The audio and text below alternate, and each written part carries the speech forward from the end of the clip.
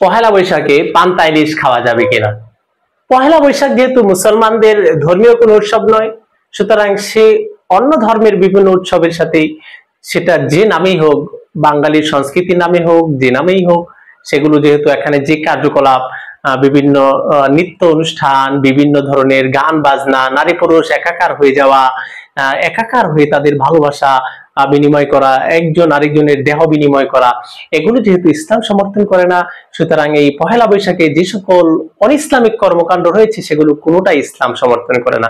এই জন্য প্রিয় ভাইরা, আমরা আপনাদেরকে আহ্বান করব, আপনারা পান্তা ইলিশও এদিন না খেয়ে আপনারা আগের দিন বা পরের দিন খান, কোনো সমস্যা নেই।